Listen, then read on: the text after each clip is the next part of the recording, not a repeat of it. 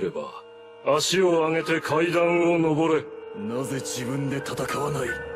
お前が P どもに何を伝えようとしているのかってことだ。お前が下だ。お前が地獄の下にいればその矢を何に使おうともう何も問題はない。逃がす。何Hello everybody, and welcome to part 4 of the greasiest Plants vs. Zombies 2 challenge of all time, where the zombies are slow and the memes are hot. Last episode we finished off Frostbutt Caves, breezed through the Lost City, and beat Far Future without even using Solar Sage, and I was fully confident that we were not only going to beat this challenge, but we could do most of it without even using Solar Sage. Starting the Dark Ages, we deal with the rather unfortunate gimmick of this world that forces us to use a sun producer of some kind due to the no sunfall in Dark Ages, and the fact that summoner plants are usually expensive. Still though, just to challenge myself for at least the first part of this, I spent 7 tries trying to beat the first night without using Solar Sage either. It is unfortunate that I won't be able to do my secondary objective for Dark Ages, but once again I'm just having fun here at this point. Furthermore, I wanted to add more summoner plants to the roster for each episode, especially since last part the only addition we had was the enchantment. But since we voted against subscribing to Witch Hazel's OnlyFans, and I'm still a fair bit away from getting Spore Shrooms, Snake Lily, or Dragon Brute, I dug up another Rimworld plant that satisfies the requirements of the summoner.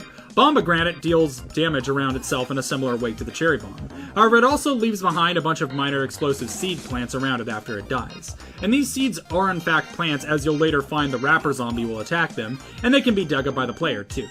Also, although they are guaranteed to spawn, they are separate from the Bombogranate, as the Bombogranate is the explosion itself.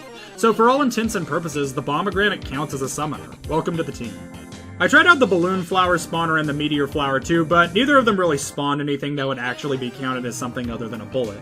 Plus, Meteor Flower shells more people than both Napoleon Bonaparte and the Combine Empire combined.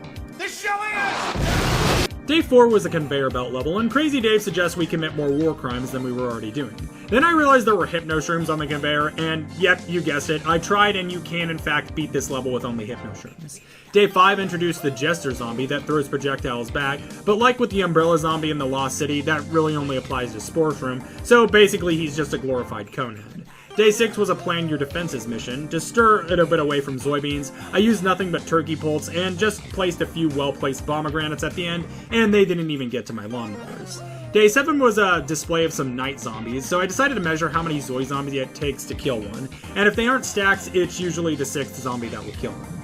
Day 8 was survive with the given plants, however, Hypno Shroom was once again allowed, so I went ahead and beat the stage with only Hypno Shroom and Sun Shroom again. Day 9 was the first potion upgrades mission, but then I remember I had some comments in one of my previous videos telling me that cauliflower wasn't that overpowered, so I decided to prove a point just by beating this whole day with only a single cauliflower and just supporting it with a Solar Sage. Day 10 was a conveyor belt mission. Hypno Shroom was eaten by one of the pigs, and is the reason why the brother did not share and in turn got himself killed. I shall have these oats myself and dine with the tall, skinny gods.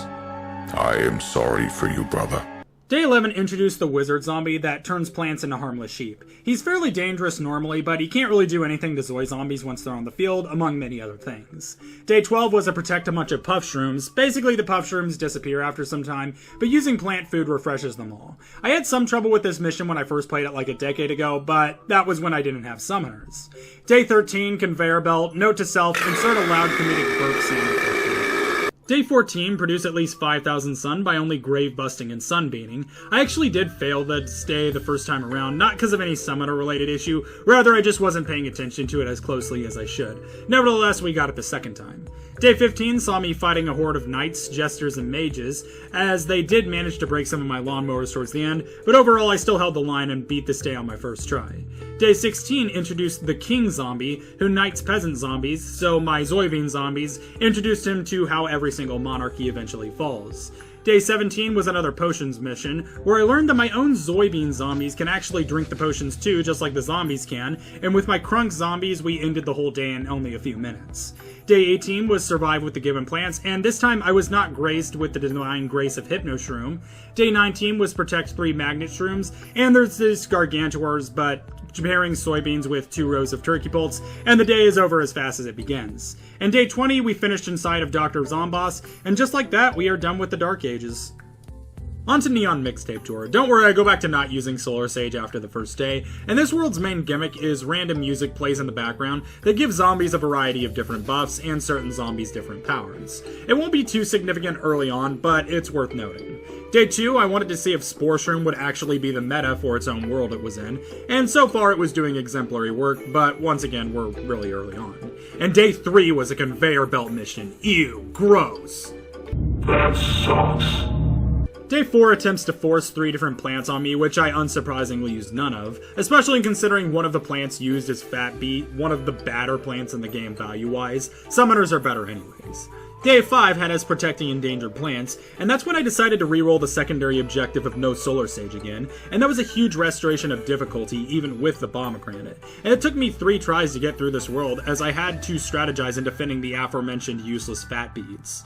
Also, after this, we finally unlocked Obama Granite, as I have been reloading pretty much all through the Dark Ages, and before you ask me, yes, it was extremely agonizing. Though since Obama Granite is pretty strong, and I was already blazing through some of these, we might end up banning it on missions where I can't beat it without Solar Sage.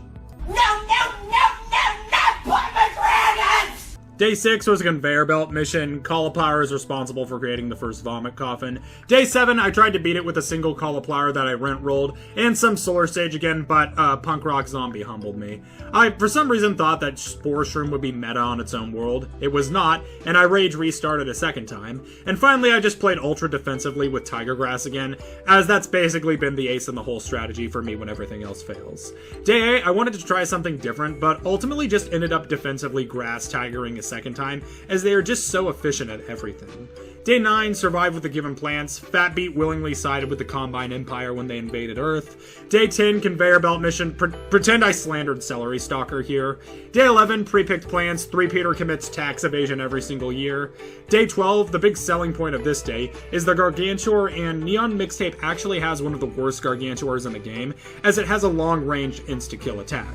However, it is not immune to lawnmowers. Day 13, plan your defenses. The first time I tried this, I used Turkey Bolts. It didn't work out, so I once again threw together the duo of Tiger Grass and Zoybeam Pods, with hordes of rabies-infested plant-based zombies ripping the meat-based zombies to pieces. Day 14 was pre-picked plants mission, where the Cactusy was forced upon me. Day 15 was the protect the lane of Fat Beats, and I was just going to go far off to keep them safe with Tiger Grass, up until a Rapper Zombie showed me how to scratch it, so we just adjusted our Tiger Grass placement and finished it pretty easily afterwards. Day 16, conveyor belt mission, the screaming never stops and the pain that comes with it is unbearable. Day 17 shows off the breakdancing zombies, that when their song plays, they will move a little bit faster, and whenever they come across another zombie, they'll throw them a bit further ahead than themselves. Sometimes screwing me over, but since I'm really only running summoners, it usually just ends up killing the zombie faster. Day 18, just more breakdancing zombies combined with rapper zombies, nothing too threatening to us, and we were able to eviscerate the zombie hordes against us with little resistance. We didn't even lose a lawnmower. Day 19, conveyor belt mission. I unironically think Tomb Tangler is a good plant. Day 20 was a bit more vicious, with roller skate zombies protecting a bunch of punk rock and rapper zombies, giving them just enough time to screw over my lawnmowers and leaving me defenseless for the last wave. I did fix this the second time using the same way I've dealt with most stick-ups for this world though. Crazy Dave tries to make us rap Friday Night Funkin'. Day 21 was don't let the zombies trample the flowers, and without Solar Sage, this level is pretty difficult, just because my forces can't be in as many places that they need to be this early on. I lost several times before I concluded that this can't be beaten without at least having enchantment. Fortunately, I got lucky with a couple of its hypnotizes, and we even managed to take down the Gargantuar with it. Day 22, they explain what Spore Shroom does, even though it's been on our team for several worlds now. And then we have a conveyor belt level. However, this conveyor belt may actually be doable with only Spore Shrooms. First time around, I did have to use a Cherry Bomb at the very end, but let me know if you want me to retry this day for the final episode, as I think you actually can beat this with only Spore Shrooms, thus only Summoners. Day 23 was surprising, not in the sense that it was particularly easy or hard, but the fact that Spore Shroom was actually able to pull its own weight compared to my other Summoners for this mission. I still ended up needing to Tiger Grass towards the end, but Spore Shroom was now officially more than just the only true ranger of the team. Day 24, the plan your defenses. I literally did the exact same setup I had last time, with Zoybeans and Tiger Grass, though this time a Gargantuar did manage to break through. He didn't break through the lawnmower though. Day 25 was a bunch of nerd zombies at the final wave, but they quickly got shut down by the tiger grass wall. Day 26, they edged me about giving me intensive carrot, yet refused to give it to me in this mission. And day 26 was actually rather difficult itself, as it was protect the endangered plants with the zombies essentially bullying me over the fact that Spore Shroom is once again not the meta in its own world. And after a few more intense edging sessions, we unlock intensive carrot. Day 27 is a conveyor belt level, but once again it contains the Spore Shroom summoner, and this day is actually completely doable with only Spore Shroom, and I even got it on my first try. And day 28, I decided to allow intensive carrot, as it technically does fall under my definition as a summoner. It creates a non-bullet entity outside of the plant itself that is separate from it. It is technically a cheaper repurchase of a plant, as the intensive carrot itself has no actual base form. However, since the intensive carrot requires the previous plant to already be placed at some point in order to work, that makes this more of an act of necromancy, and thus it counts as a summoner either way that I spin.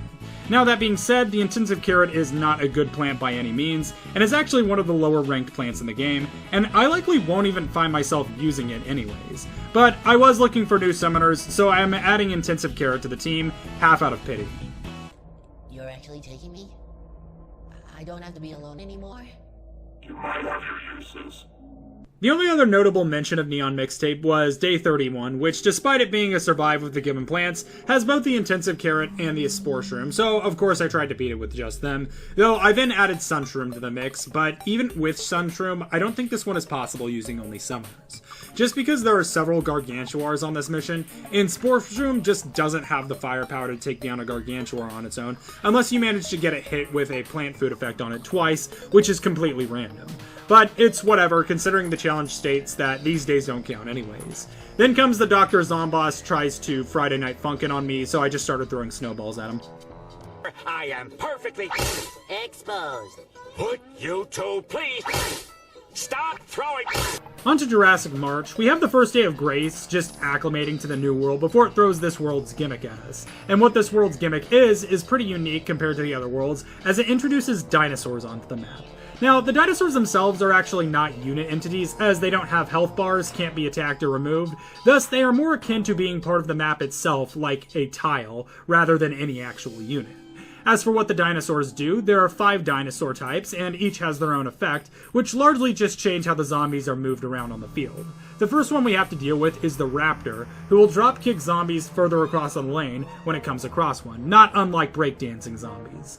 Early on this won't be too dangerous, but the Raptor and other dinosaurs will actually make the zombies of this world a hard counter against my tiger grass, as it will allow the zombies to assassinate the spawner while the grass tiger is occupied. Also, a bit more plot development. In regards to no Solar Sage part of this challenge, Intensive Carrot actually did turn out to be useful after all. Reason being, it can respawn Hypno Shrooms for a cheaper cost. This means I can block lanes where I don't have the seed time, just by placing an Intensive Carrot respawn right next to it. Stegosaurus was introduced next, who also knocks zombies forwards much like the Raptor, but this one can also knock the zombie into any other lane on top of it. Day 7 was a conveyor belt mission. Spore Shroom is the imposter. Day 8, they tried to force Perfume Shroom on me, and although I think I could pass a technicality on using this, I didn't allow Olive Pit, Tile Turnip, or Golden Leaf either, so I'm gonna stick with my narrative consistency and say that no Perfume Shroom is not a summoner. Plus, it's not that useful of a plant anyway. Day 9 was Survival with the given plants. I literally have nothing. I got nothing to say anymore. Just make up words then! Bloobity blue blue blee blee blah. Shri shri. Day 10 was nothing special. I have a strategy for this map early game that involves using Spore Shroom, planting it late on purpose so it turns the zombie when it's really far back in that lane, so that way I have 2 Spore Shrooms in the lane. Not game changing, but not a bad way of using Spore Shroom either, as it's proving to be more useful in worlds that aren't its own. From day 11 onwards, we were now getting introduced to the pterodactyls, who function basically like minor jumper prospector zombies, randomly picking up zombies and dropping them into the back lane turned around so they go kill all your other plants. We can deal with them the same way we dealt with prospectors by using tiger grass, but once again we have to watch for this now.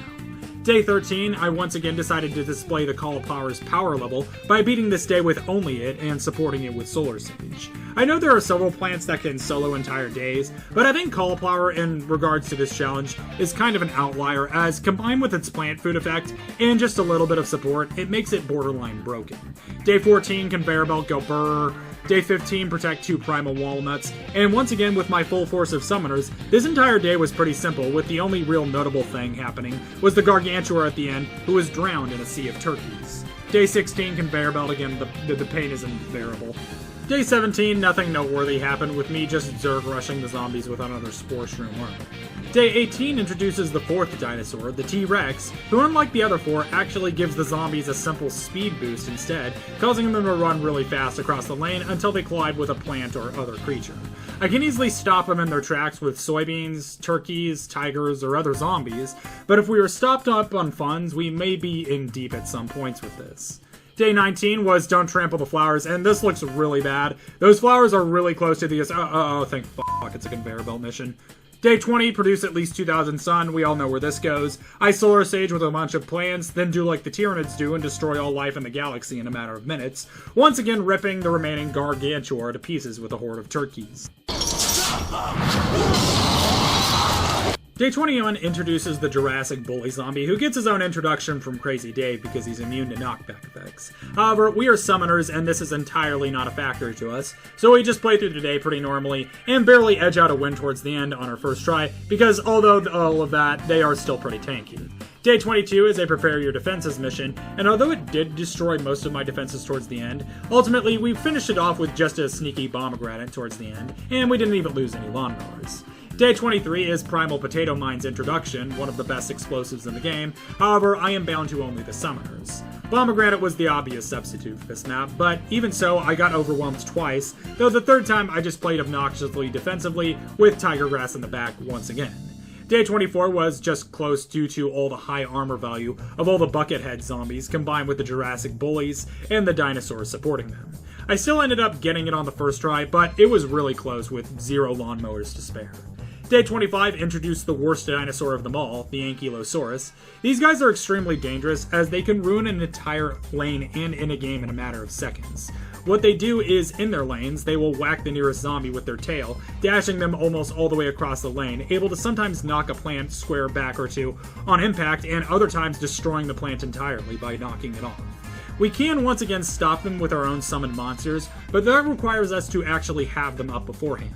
I failed 3 times on day 25 before finally making it past, and we still have 7 days of Ankylosaurus to go.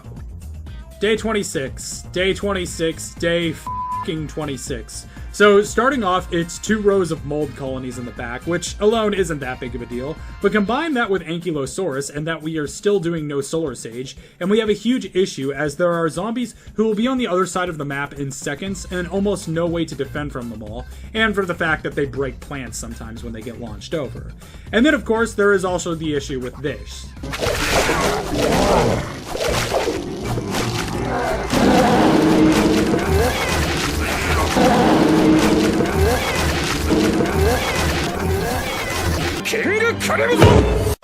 This isn't the worst thing to deal with on this day, but it's certainly something we have to look out for too, as I was actually wrong that my other monsters can't stop Ankylo projectiles mid-fight. And of course the T-Rexes certainly weren't making my job any easier either, causing them to rush zombies down the lanes almost as fast as Ankylo while I was dealing with them.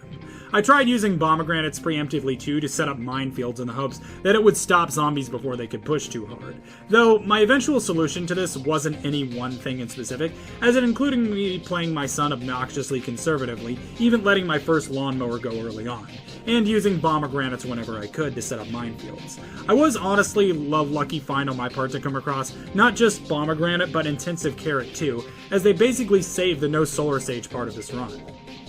Day 27, Plan Your Defense. I once again did the exact same thing as last time, except I put Tiger Grass in the back this time so we could puppy guard against Pteranodon zombies. Easy day all around. Day 28 was slightly more difficult, with me having to Hypnoshroom and Intensive Carrot a fair bit more than I usually do, to make sure that the bullies don't overwhelm me, but Pteranodons ironically kept screwing over the zombies by turning the stronger ones around on them. Day 29, Pre-Picked Plants, Primal Sunflowers responsible for the bite of 87. Day 30, the zombies pull a fast one on this 4-wave world by pushing a Gargantuar in the first wave. Now, all we need is a turkey pull to deal with him, but they did manage to catch me off guard the first time. However, I was ready for him the second time around, and we got through the day on the second try by just using tiger grass to puppy guard our turkey poults. And with day 31 being pre-picked plants, and the only thing left on this world to do being to put a pipe bomb in Dr. Zomboss's mailbox, we were officially done with Jurassic Marsh, leaving us only 2 worlds left to conquer. And with the only thing left for me to do before next episode was to unlock Guardshroom for Big Wave Beach and finish this challenge, I decided to call it here for part 4. If you enjoyed this video, please let me know with a comment down below telling me what you enjoyed and or what you would like to see next, both Plants vs. Zombies or otherwise. Also, if you're new here, please consider subscribing, as I upload new long-form content every week, as well as new shorts every single day, encapsulating variety content including challenges, guides, memes, audience participation, playthroughs, and even theories. Also, consider joining the Discord down below and becoming part of the show. But with all of that being said, thank you all again so much for watching, and I will see you all next time.